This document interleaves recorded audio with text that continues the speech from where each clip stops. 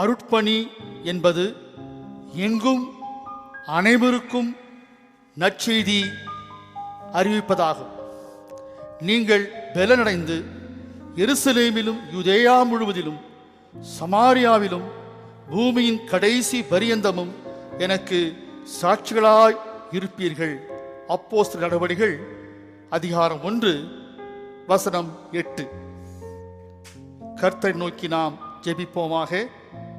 இரக்கத்திலே ஐஸ்வர்யமுள்ள பரலோக பிதாவே, நாங்கள் வாழும் சூழ்நிலையை மாற்றி ஆரோக்கியமான ஒரு சூழ்நிலைக்குள் எங்களை வழி நடத்தும்படி வேண்டுகிறோம் ஐயா.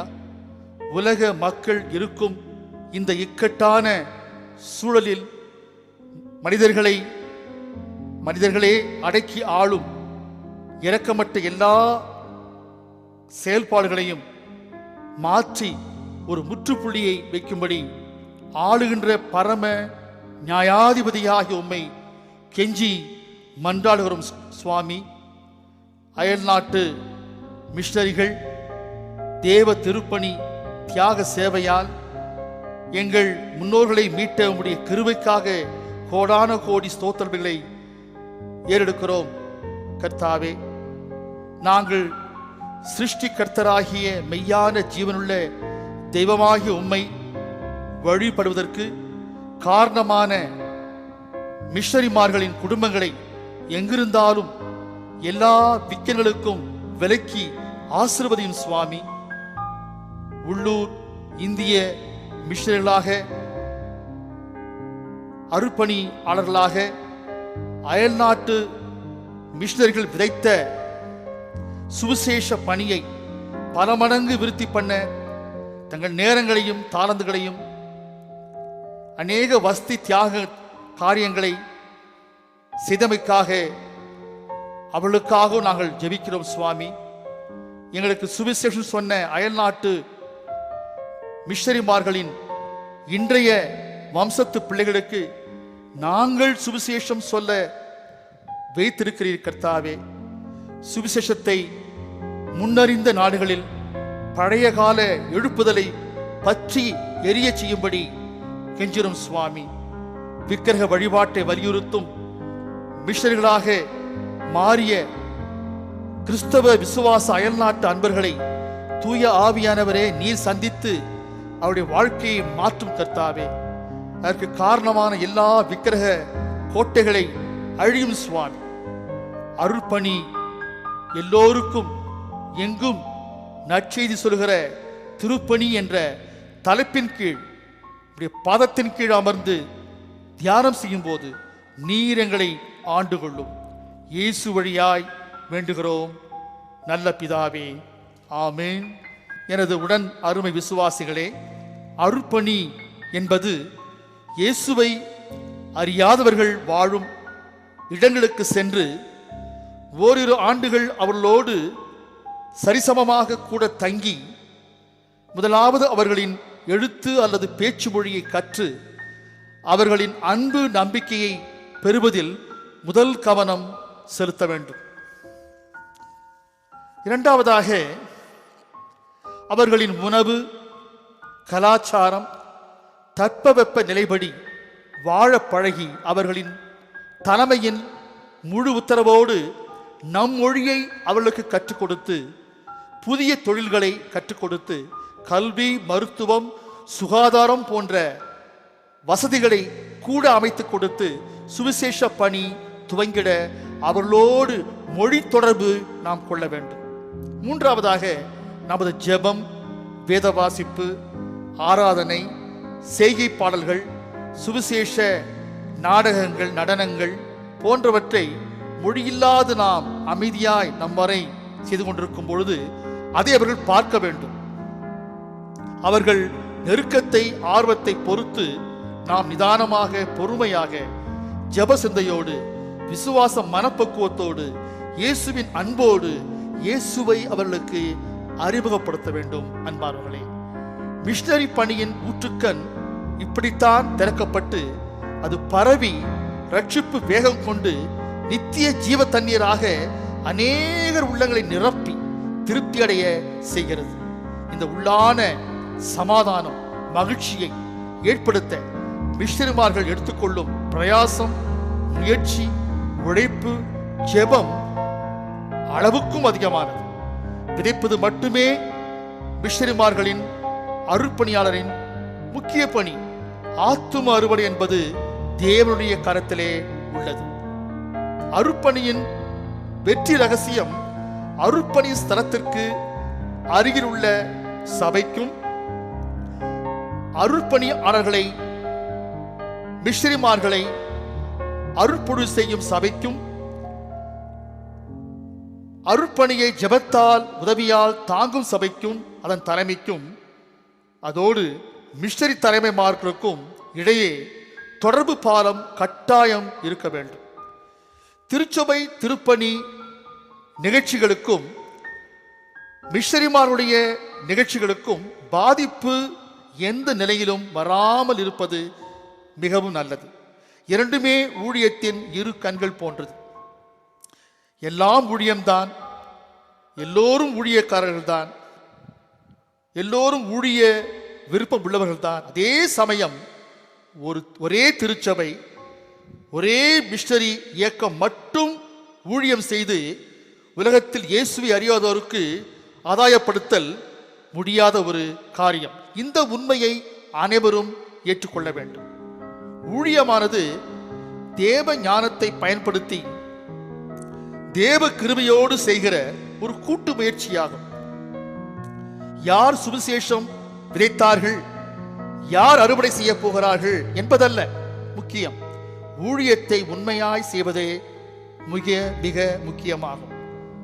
ஆதரவு அதிகமாய் உள்ள பகுதியில் அருட்பணி தலைமையின் முழு கவனம் திரும்புமானால் தவிர்க்கப்பட்ட பின்தங்கியுள்ள இடங்களில் உள்ள ஆத்துமாக்களின் கணக்கு நம்மிடம் கேட்கப்படும் என்பதை ஒவ்வொரு மிஷனரிமார்களும் நன்றாகவே அறிவார்கள். நமது தேவாதி தேவன் உலகில் பிறந்த ஒவ்வொரு ஆத்துமாக்களுக்கும் ராஜாவாக இருந்து ஒவ்வொருவரையும் அன்போடும் அரவணைப்போடும் அரசாளுகின்றார். அவர் உள்ளத்தில் தங்கி நம்மை அரசாளுகின்றார். இந்த கருத்தை அழுத்தமாய் விளக்கும் ஒரு கீர்த்தனை பாடலின் ஒரு சரணத்தை நான் பாடுகின்றேன். எங்கள் பாவத்தினாசா நமோ நமோ, புது எருசலேம் நகராசா நமோ நமோ. எங்கும் நின் அரசேர எவரும் நின் புகழ் கூற, எங்கும் நின் அரசேர எவரும் நின் புகழ் கூற, துங்கமந்தையில் சேர நமோ நமோ நமோ.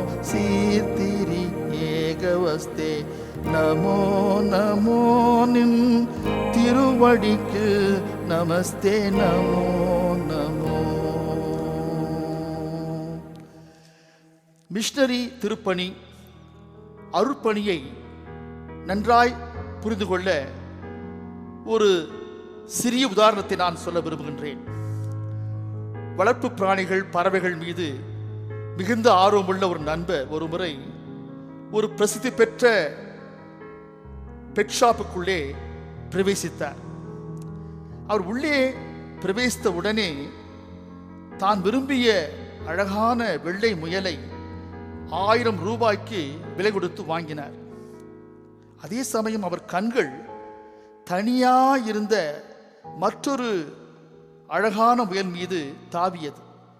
உடனே அந்த முயலை பற்றி விவரமாக கடைக்காரரிடம் விசாரித்தார். கடைக்காரரும் அந்த முயலுக்கு 2 பின்னங்கள் இல்லை சார் என்று சொன்னார். அதோடு விற்பனைக்கோ இலவசமாகவோ நாங்கள் தரமாட்டோம், இது எங்களுடைய முழு பராமரிப்பில் இருக்கும் என்றார்.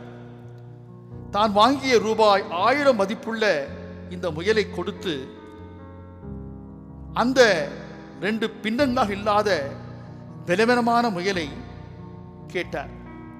கடைக்கு உரிமையாளர் மன்னிக்கவும், நான் சொன்னது சொன்னதே என்று பிடிவாதம் பிடித்தார். கடைசியிலே அந்த முயலை நன்கு பார்த்து கொள்வார் என்ற நம்பிக்கையோடு கண் தெரியாத இன்னொரு குட்டி முயலையும் கூட அந்த கடைக்காரர் இலவசமாய் கொடுத்தார். அதோடு கடைக்காரர் அந்த பிறவி ஊனமான முயல் மீது நீங்கள் காட்டியது சேவை உணர்வா, தொண்டா, அல்லது பரிதாப இரக்க உணர்வா என்ற ஒரு கேள்வியும் கூட கேட்டார்.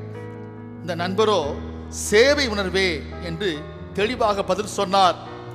இந்த இரு செல்ல பலவீன 2 முயல்கள் மூலமாக மகிழ்ச்சியோ பயனோ தான் பெறாவிட்டாலும் இந்த 2 முயல்களை காப்பாற்றிய மன நிறைவாவது கிடைக்குமே, பெறலாமே என்பதுதான் இந்த நண்பரின் முழு விருப்பம்.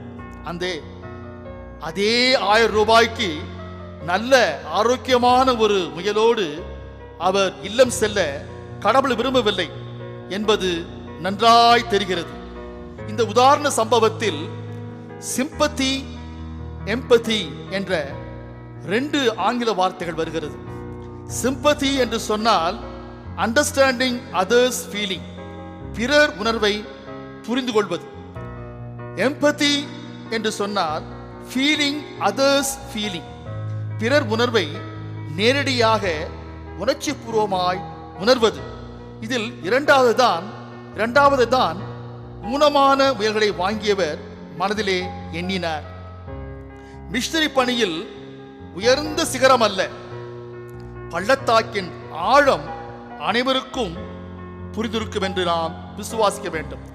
வேதாகம மிஷனரி தரிசன தேவதாசர்களின் முன்னுதாரண வழியாக நாம் மிஷனரி அருட்பணியின் நீளம், அகலம், உயரம், ஆழத்தை புரிந்து கொள்ள முயற்சி செய்வோமா?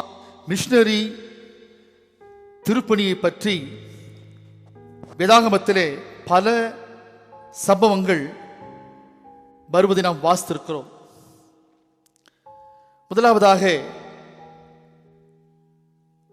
முன் அனுபவம் மிஷனரி அருட்பணியின் அனுதின அனுபவம் ஆகாது என்ற தலைப்பை வைத்து நாம் மிஷனரி திருப்பணியை பற்றி ஆழமாய் சிந்திப்போமாக.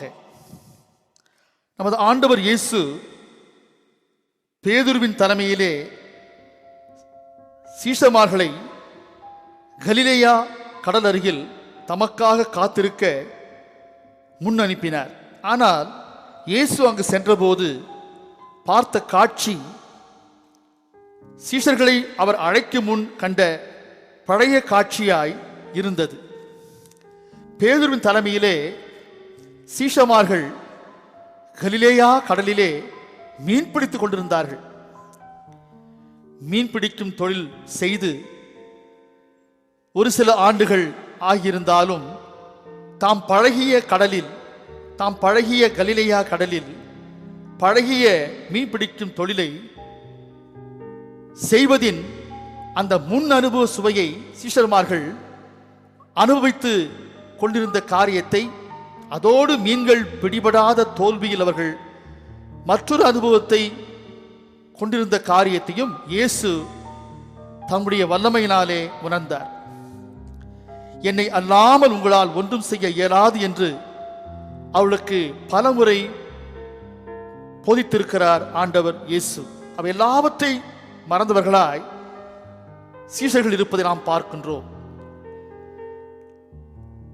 கடைசியில் இயேசு சொன்னபடியாக அவர் சொன்ன இடத்திலே வலையை போட்டார்கள். அதிகமான வலை கிழியும்படியாக மீன்களோடு கூட அவர்கள் கரை சேர்ந்தார்கள். தேவனுக்கு கீழ்ப்படுகின்ற காரியம், அவருடைய சித்தம் மட்டும் செய்கிற செயல்பாடு முன்பாக நம்முடைய முன் அனுபவங்கள் அர்த்தமட்டு போகிறது. அன்பானவர்களே, ஒரு ஆத்துமா ஒரு அருட்பணி மூலம் பெற, ஒரு திருச்சபை ஏற்பட, ஒருவரின் மனதில் இயேசு பற்றி ரட்சிப்பு கருவுற காலம் கணிய வேண்டும்.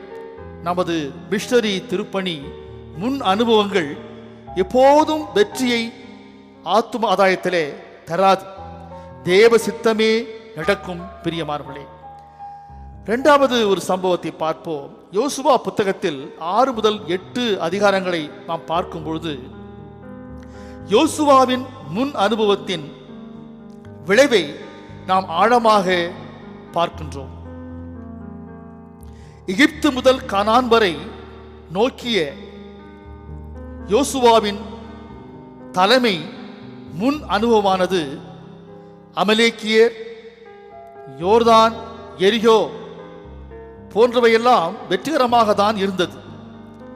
யோர்தானை தாண்டியது முதல் ஆய்பட்டின போர் இரண்டாவதாக இருக்கும் பொழுது அது எரிகோவை விட ஆய்பட்டின போர் மிக சிறியதாக யோசுவாவுடைய உள்ளத்திலே பட்டது. 6ஆம் அதிகார முடிவு யோசுவாவின் கீர்த்தி புகழ் பகை நாடுகளிடையே பரவியது என்று இருந்து 7ஆம் அதிகாரமோ தேவன் இஸ்ரவேல் மக்களுக்கு எதிரானார் என்று கூறப்பட்டது.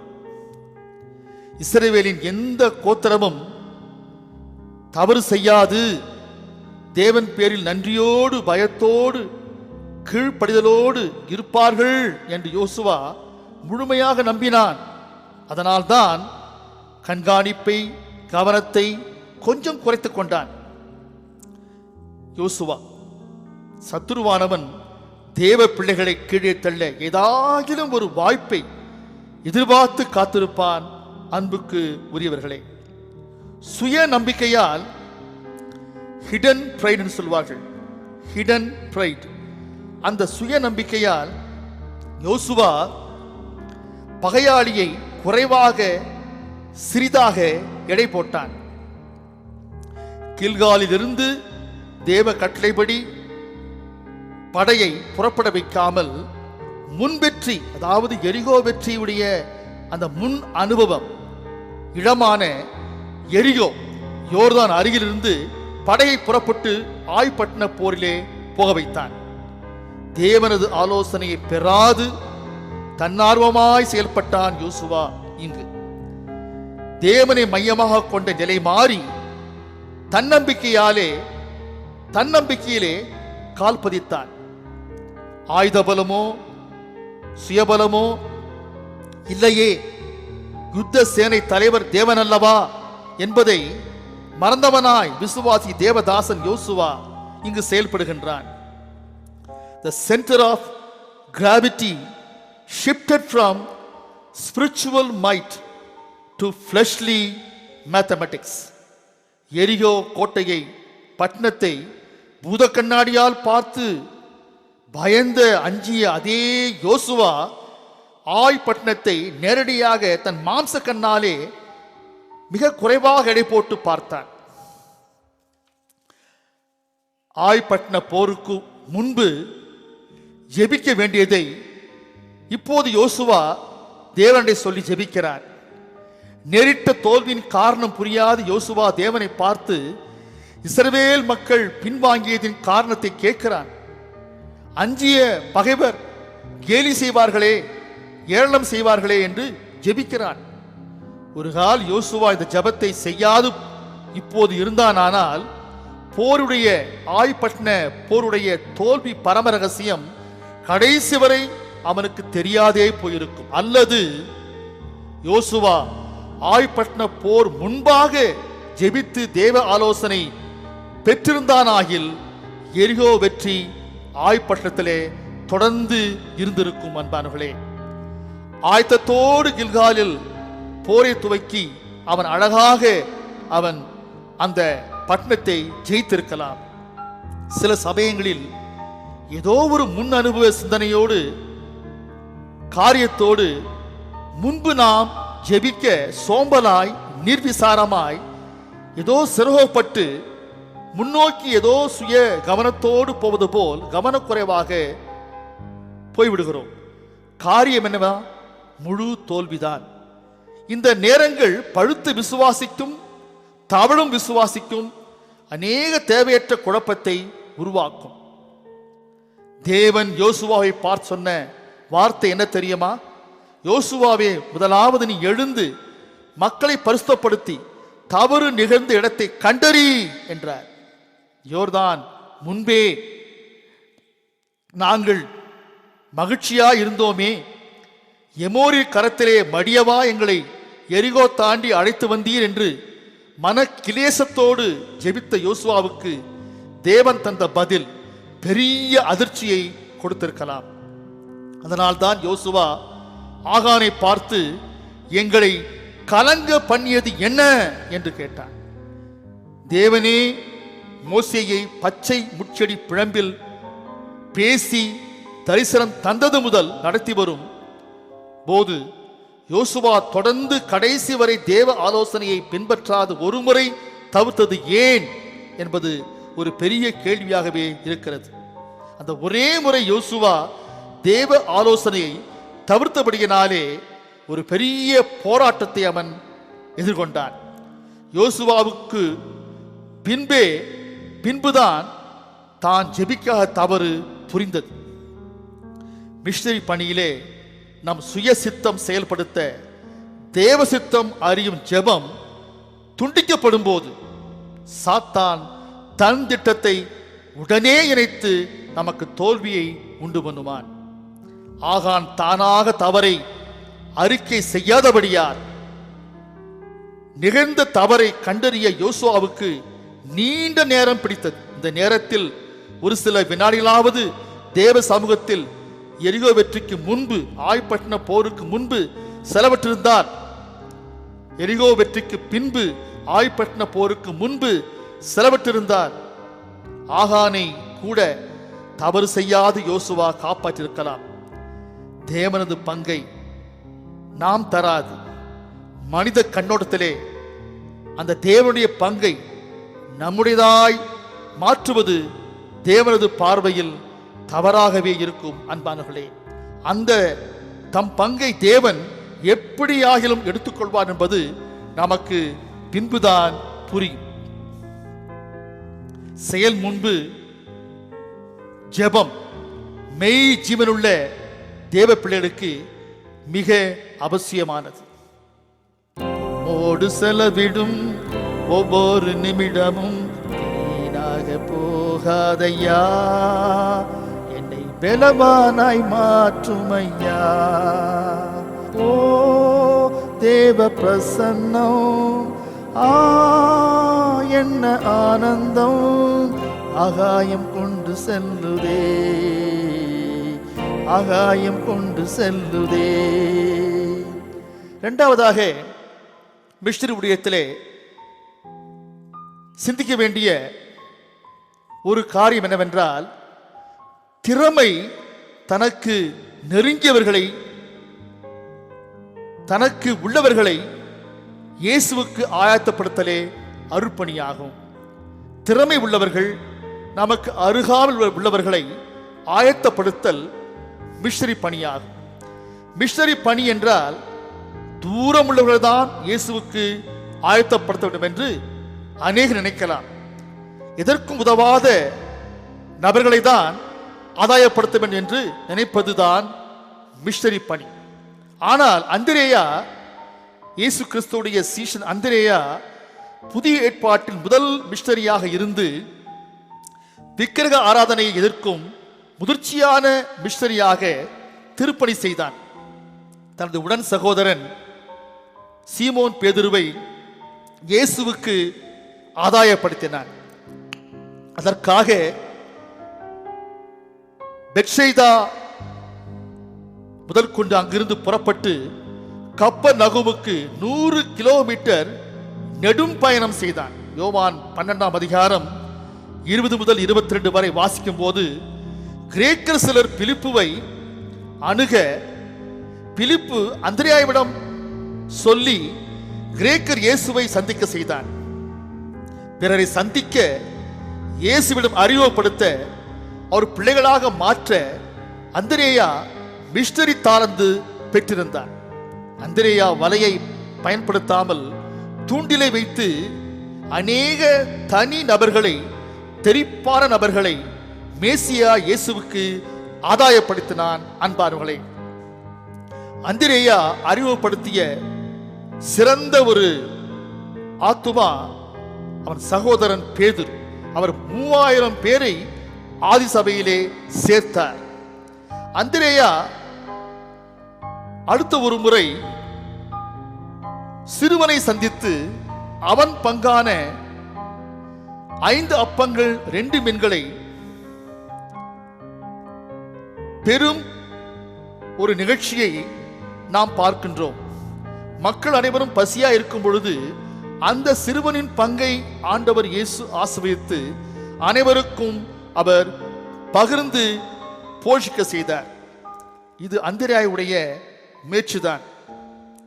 எப்படியாவது அவர் ஒருவரை சந்தித்து ஒரு காரியத்தை ஆண்டவர் இயேசுக்கு முடித்து கொடுப்பது அந்திரேயாவுக்கு ஒரு மகிழ்ச்சியான காரியமாகும். பாருங்களேன், ஒரு பிள்ளையையும் அவன் வைத்திருந்த பங்கையும் கண்டறிந்து அன்று ஒரு பெரிய அற்புதத்துக்கு இவன் ஒரு நல்ல காரணமானான். பாருங்கள்.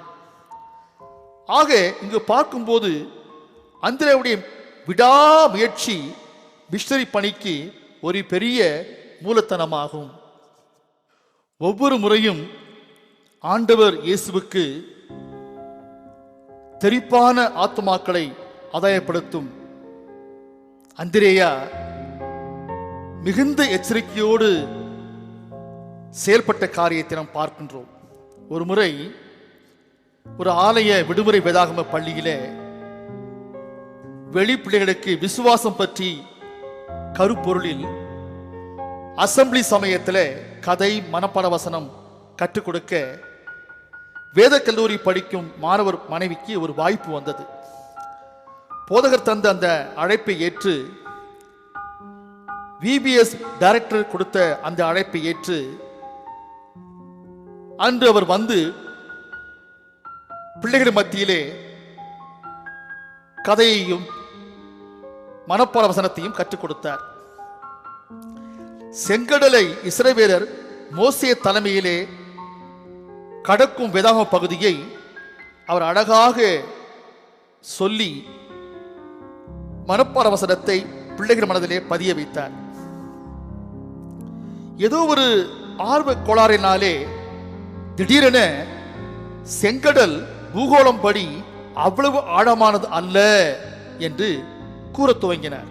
உடனே அந்த வாக்கியத்தை கேட்ட +2 படிக்கின்ற ஒரு மாணவி தைரியமாய் எழுந்து நின்று அந்த குறைந்த ஆழத்திலும் தேவன் இஸ்ரவேல் மக்களை எகிப்திய படையிலிருந்து காப்பாற்றினாரே, கர்த்தருக்கு ஸ்தோத்திரம் என்று சத்தமிட்டு கூறினாள்.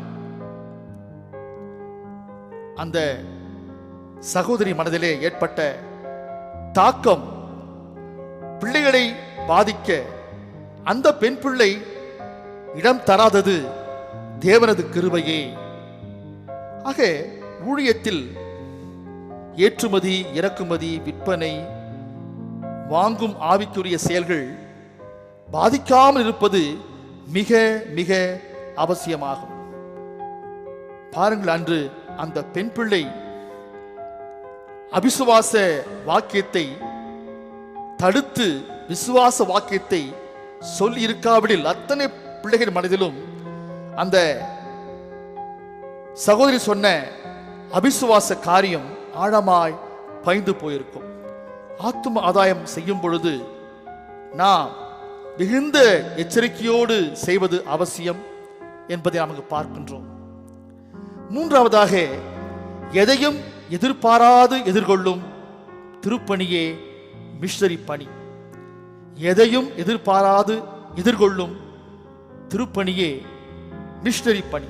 ஆதி சபையின் தலைமை மிஷனரி ஆன பவுலடியார் 3 பெரிய மிஷனரி பயணங்களை செய்து அத்தனை தன்னுடைய கல்வி திறமை சரீர பலத்தை பயன்படுத்தி வாழ்க்கையை இயேசுவுக்கு கொடுத்துள்ளார். தன் வாழ்க்கை இயேசுவுக்கு, எனக்கு வரும் மரணம் லாபமே, இருந்தாலும் இயேசுவுடன் மரித்தாலும் இயேசுவுடன் என்று வாழ்ந்து தன்னை சர்வாங்க தகன பலியாக இயேசுவிடம் ஒப்படைத்திருந்தவர் பவுலடியார் ஆவார். மிஷனரி பணியில் பெற்ற துன்பங்கள் அதிகமாக இருந்தாலும் முன்னோக்கி சென்றாரே தவிர பின்னோக்கவே இல்லை. தன்னோடு தன்னிலும் திறமையான தான் பயிற்றுவித்தவர்களை நன்றாய் பயன்படுத்தி பல திருச்சபைகளை நிர்மாணித்தார். ஏதேனியர், அந்தியோகியர் இடையே அவர் செய்த ஆன்மீக சொற்பொழிவுகள் பேதுரு, ஸ்தேவான் இருவரின் மிஷனரி திறமைகளுக்கும் மேலாக இன்றும் இருந்து எப்படி பேசி ஆத்தும அர்ப்பணி செய்ய வேண்டும் என்று நமக்கு போதித்துக் கொண்டிருக்கிறது. ஏறக்குறைய 14 நிறுவங்களை எழுதி புதிய ஏற்பாட்டில் 60% பங்கை பவுலடியார் செய்திருக்கிறார். அப்போஸ்தலர் நடபடிகள் புத்தகத்திலே பவுலின் திருப்பணி அனுபவம் அதிகமாய் காணப்படுகிறது. பிறரை இயேசுவுக்காக ஆதாயப்படுத்த, இயேசுவின் அருப்பணிக்கு ஆயத்தப்படுத்தவே வாழ்ந்து வாழ்நாளை முடித்தார் பவுலடியார். அன்பானவர்களே, St. Paul lived only to win others to Christ, train others for Christ's ministry. சரீர பலவீனம், பணமில்லா சூழல், அரசாங்க தடைகள் என்ற நிலையிலும் ஏறக்குறைய இந்திய மண்ணில் பிறந்து மிஷனரி ஊழியம் செய்தவர்கள் போலவே பவுலின் மிஷனரி ஊழியமும் இருந்திருக்கிறது. எந்த ஒரு தேவையை சார்ந்து வாழாமல் எதற்கு அழைக்கப்பட்டாரோ அதையே செய்து தேவனை மட்டும் சார்ந்து வாழ்ந்தார் பவுலடியார். அயல்நாட்டு மிஷனரிகள் மிஷனரி தீப்பொறியை நம்மிடையே பற்ற வைத்தனர். சில காலம் சிலர் பல அறியாமையால் வந்த மக்கள் அரசாங்க தடைகளை மீறி தாமே மிஷனரி பணியை செய்து இந்தியாவிலே திருச்சபைகளை கட்டி கல்வி, மருத்துவம், காப்பகம் என்ற அயல்நாட்டு மிஷனரிகளுடைய சமூக பணிகளை தாங்கினார்கள். பெரிய உதவியினாலும் பெருங்கங்கு மிஷனரி பணியானது இந்தியாவிலே கிழக்கத்திய நாடுகளிலும் தசோபாகம், சந்தா தொகை, பிடியரிசி மூலமாக தான் சிறப்பாக செய்யப்பட்டது. அன்பானர்களே, அரிதாக மார்த்தோமா கத்தோலிக்கர்கள் அதிகமான மிஷனரிமார்களை ஆயத்தப்படுத்தி ஒரு பிரம்மாண்டமான திருப்பணியை இந்தியாவிலே செய்தார்கள். ஏனென்றால் கத்தோலிக்கர்களும் மார்த்தோமா திருச்சபை மக்களும் ஒரு குடும்பத்திலே ஒரு பிள்ளையை மிஷனரி திருப்பணிக்காக, திருச்சபை திருப்பணிக்காக அர்ப்பணிக்க வேண்டும் என்ற பழக்கத்தை ஏற்படுத்தியிருந்தபடியினாலே அநேகர் திருப்பணியில் ஈடுபட்டு அந்த சபைகளை உறுதிப்படுத்திய காரியத்தை நாம் பார்க்கின்றோம். அடுத்து 4வதாக இயன்ற அளவு மிஷனரி பணியை செய்தல். இயன்ற அளவு மிஷனரி பணியை சீஷர் அப்போஸ்தலராகிய பிலிப்பு செய்தார். 12 சீஷர்களில் தன்னை இணைத்துக் கொள்ளும்படி இயேசுவின் அன்பை யோவானை போல பெற்றிருந்தார். சுவிசேஷத்திலே நாத்தான்வேல் பெயர் பிரிப்போடு சேர்ந்தே வருகிறபடியால் இருவரும் இணைந்தே மிஷனரி பணியை முடிந்தவரை செய்துள்ளார் என்று தெரிகிறது.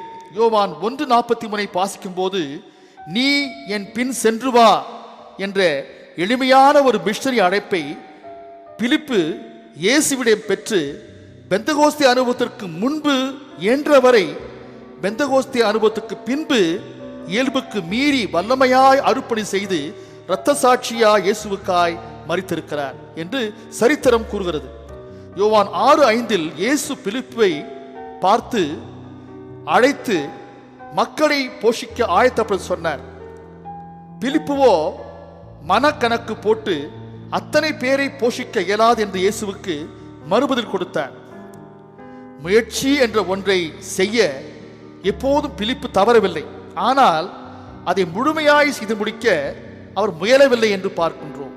கிரேக்கரை இயேசுவுக்கு அறிமுகப்படுத்த அந்த நேரம் வரும்பொழுது, மக்களை போஷித்த அற்புத வேளையிலும் அந்த நேரம் வரும்போது பிலிப்புவுக்கு 2 சரியான வாய்ப்புகளை இயேசு கொடுத்தாலும் அந்த 2 வாய்ப்புகளை அவர் தவிர்த்து விலகினார் என்று பார்க்கிறோம். அன்பானவர்களே, மூன்றாம் வாய்ப்பு ஒன்று பிலிப்புவை தேடி வருகிறது. நாத்தான்வேல் ரூபத்திலே. பழைய ஏற்பாட்டின் அடிப்படையிலே பார்க்கும் பொழுது யோசேப்பின் குமாரன் நாசரேத் ஊராராகிய இயேசு இவரே என்று ஒருவரை நாத்தான்வேலிடம் இயேசுவை பற்றி பிலிப்பு விவரித்து சொல்லுகிறார். நாத்தான்வேலோ இயேசுவை அறிய அவன் நெருங்கி போகிறான்.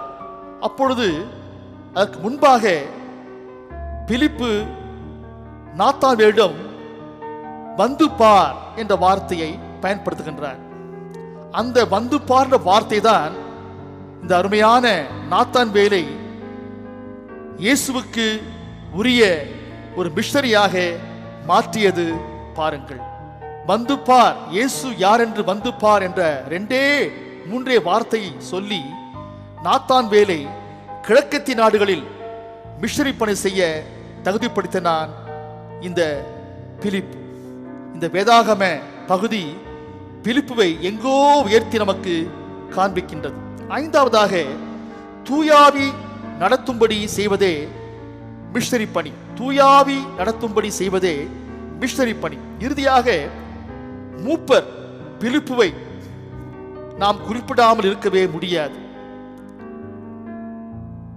அவர் தூயாவி சொல்றபடியாக மிஷனரி பணியை செய்து முடித்தார். அநேகர் அப்போஸ்தலர் பிலிப்புவோடு இந்த மூப்பர் பிலிப்புவை இணைத்து குழப்பிக் கொள்கிறார்கள். ஸ்தேவானுடன் இருந்த 7 பந்தி விசாரிப்புக்காரர்களின் மனிதநேய திருப்பணியாளர்களிலே பிலிப்பும் ஒருவர். பிலிப்பு தேவ செய்தி அளிப்பதிலே மிகுந்த ஆர்வம் கொண்டு மிஷனரி பணியிலே அதிக ஆர்வம் செலுத்தினார். ஆதி திருச்சபையின் மூப்பர் அர்ப்பணிப்பு என்று அவருக்கு இருந்தாலும் தேவன் கொடுத்த தாளந்தை தேவனது அர்ப்பணிக்கு பயன்படுத்தி ஆதி திருச்சபைக்கு மந்தைக்கு ஆடுகளை சேர்க்கின்ற முக்கியமான பங்கை எடுத்து செய்தார் மூப்பர் பிலிப்பு. பவுலும் இந்த மூப்பர் பிலிப்புவும் ஒரே குணநலன் கொண்டவர்கள், அர்ப்பணிப்பு கொண்டவர்கள், தேவ ஆவிக்கு கீழ்ப்படியும் தன்மை கொண்டவர்கள், தேவனுக்கு கூடுதலாக எதையும் செய்ய துணிந்தவர்கள். சமாரியா மிஷனரி பணி, காந்தேகே மந்திரி இயேசுக்கு ஆதாயப்படுத்தும் அந்த பணி, 2யும் பிலிப்பு மூப்பர் வாழ்க்கையில் ஒரு மைல்கல்லாக காணப்படுகிறது. அன்பானவர்களே, மிஷனரி அருட்பணி பற்றி கூறும்போது தேவன் மனம் நிறைவு தரும் திருவார்த்தையை தேடி கேட்டு கண்டடையுங்கள், அப்போது அறியாத மக்கள் உன்னை என் நிமித்தம் தேடி வருவார்கள் என்று ஏசாயா 55:1-6 வாசிக்கின்றோம். தேவனை பற்றி சமாதானம் நற்காரியத்தை சுவிசேஷமாய் சொல்லும் சுவிசேஷகனின் மிஷனரியின் பாதங்கள் மலைகளில் எவ்வளவு அழகா இருக்கிறது என்று ஏசாயா 52:7 வாசிக்கின்றோம். அருட்பணிக்கு ஒரு பெரிய முத்திரை அங்கு கிடைக்கிறது. அப்போஸ்தலர் நடபடிகள் 10ஆம் அதிகாரம் 34-43 முடிய வாசிக்கும் போது பேதுரு இயேசு செய்து முடித்த இரட்சணிய பணி, மிஷனரி பணி செய்ய அவசியமான சாட்சியாய் உள்ளது என்று அங்கு குறிப்பிடுகின்றார். சங்கீதம் 146 வசனங்கள் 7-9 வாசிக்கும் போது ஒடுக்கப்பட்டவர்கள், பசித்திருப்போர், கட்டுண்டவர்கள், பரதேசிகள், திக்கற்றோர், விதவைகள், இப்படி இருக்க காரணமான அந்த முழு அமைப்பை, ஈவில் சிஸ்டம் அத்தனையும் நாம் தோண்டி தூர எறிந்து களப்பணி செய்வதே மிஷனரி பணி என்று இங்கு சங்கீதக்காரன் அங்கு சுசகமாக அழகாக பாடலாக எழுதியுள்ளார். ஏசாயா 58ஆம் அதிகாரம், ஆமோஸ், யாக்கோபு நிருபம் பகுதிகளை இந்த சங்கீதம் நமக்கு நினைவுபடுத்தி மிஷனரி பணியில் மற்றவர்கள் சேரும்படி தூண்டுகின்றது. அன்புக்குரிய மக்களே, முடிவாக மத்தேயு 4:17-25 வசனங்கள் வாசித்தால் பேதுரும் அந்திரேயாவும் வலை போடுவதை விட்டு அருட்பணிக்கு வந்தனர். யாக்கோபும் யோவானும் வலை, படகு, தன் தகப்பனை விட்டு வந்தார் என்று சொல்லப்படுகிறது. இயேசுவின் அருட்பணி சீரியா, கலிலேயா, தெக்கபோலி, எருசலேம், யூதேயா, யோர்தான் அப்புறத்திலும் பரவிதென்று நாம் படிக்கின்றோம். இயேசு மிஷனரி பணியின் செயல்பூர்வ ஸ்தாபகராய் இருக்கின்றார்.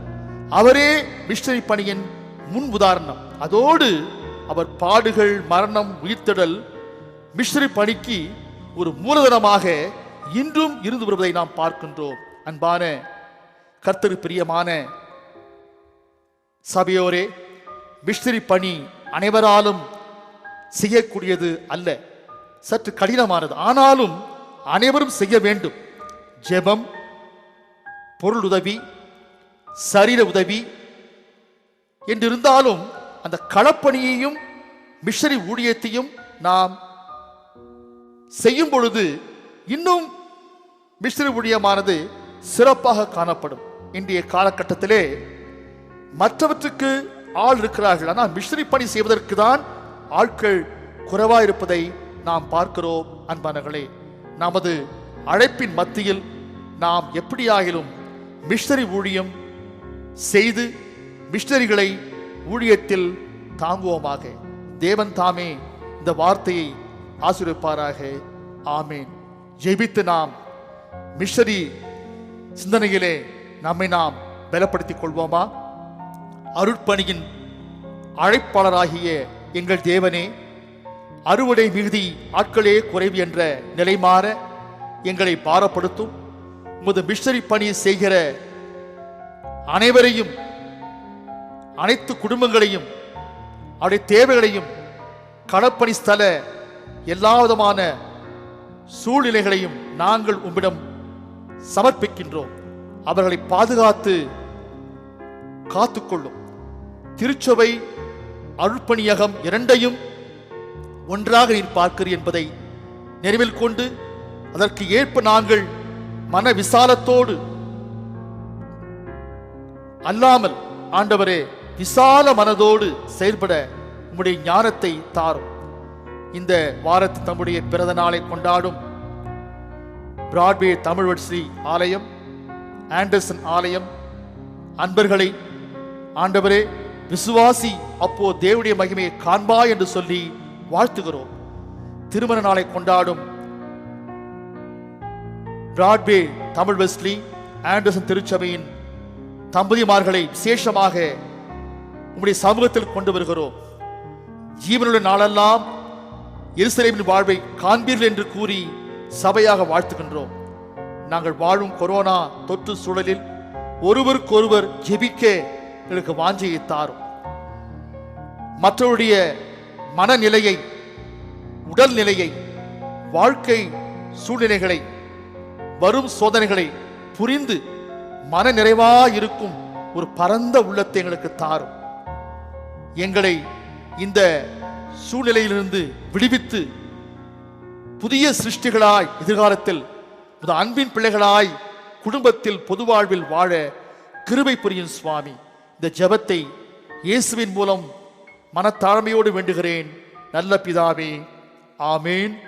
என் ஆத்துமாவே கர்த்தரை ஸ்தோத்தரி, என் முழு உள்ளமே அவருடைய பரிசுத்த திருநாமத்தை ஸ்தோத்தரி. என் ஆத்துமாவே கர்த்தரை ஸ்தோத்தரி, கர்த்தர் செய்த சகல உபகாரங்களை என்று மறவாதே. ஆமேன். நம்முடைய கர்த்தராக இயேசு கிறிஸ்துவுடைய கிருபையும் பிதாவாகிய தேவனுடைய அன்பும் தூய ஆவி ஆனுடைய அந்யோன்ய ஐக்கியமும் சிநேகமும் சமாதானமும் நம்மோடு மட்டுமல்ல அனைவரோடு கூட இன்றும் என்றும் சதா காலத்திலும் இருப்பதாக.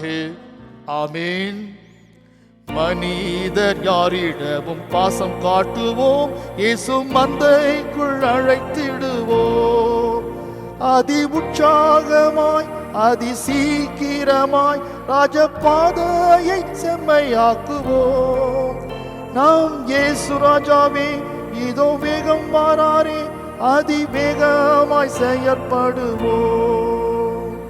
இயேசு கிறிஸ்துவின் நல் சீடராகுவோம், விசுவாசத்தில் முன்னடப்போம்.